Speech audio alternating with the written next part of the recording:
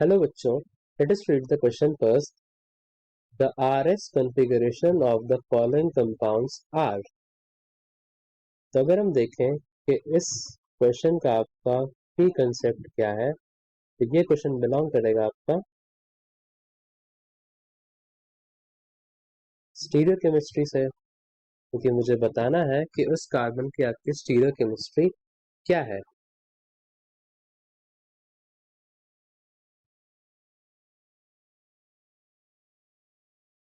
तो अगर हम देखें अपने क्वेश्चन को, तो हमें गिवन है कुछ इस प्रकार से सी सी एच एंड देन यहाँ पर एक CH3 है और एक CH3 है. देन इसके डैश पर लगा हुआ है आपका CH2 CH3 एंड वेज पर एक ग्रुप लगा हुआ है, that is CH2Br and plane में एक लगा हुआ है आपका CH3. तो this is a veg dash prediction. तो जो हमारी प्रायोरिटी होती है that is done on the basis of the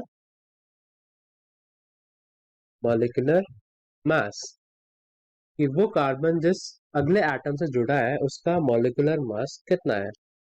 तो अगर हम देखें अपने क्वेश्चन में, तो हर जो कार्बन है आपका वो हर एक कार्बन से जुड़ा हुआ है.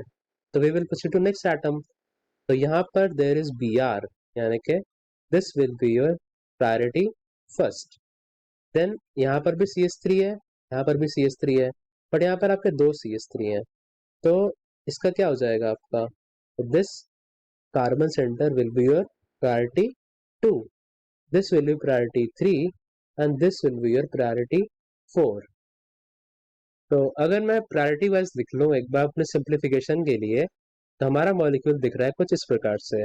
C यहाँ से सेकंड प्रायोरिटी है, यहाँ पर आपकी थर्ड प्रायोरिटी है, वेज पर आपकी फर्स्ट प्रायोरिटी है एंड प्लेन में आपकी फोर्थ प्रायोरिटी है.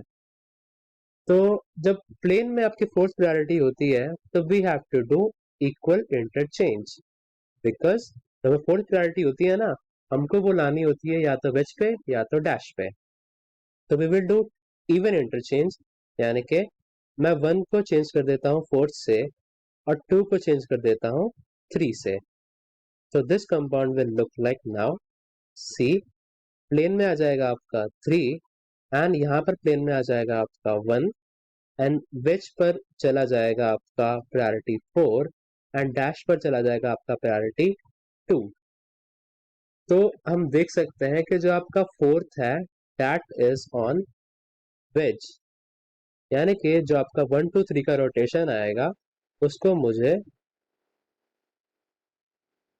रिवर्स करना पड़ेगा. We have to reverse it because fourth priority is on wedge. तो मुझे यहाँ पर अगर मैं देखूं कि आपका कॉन्फ़िगरेशन का रोटेशन कैसा आ रहा है, तो 1 2 3 का अगर रोटेशन करें तो that is looking anti clockwise, यानी कि एस. तो as fourth is on wedge, तो मुझे इसको चेंज करना पड़ेगा, यानी कि this will be clockwise and इस कार्बन सेंटर का आपका रोटेशन हो जाएगा क्लॉकवाइज. तो इसका कॉन्फ़िगरेशन हो जाएगा आपका आर, यानी कि जो गिवन कंपाउंड है उसका कॉन्फ़िगरेशन हो जाएगा आपका R. I hope you can understand this. Thank you.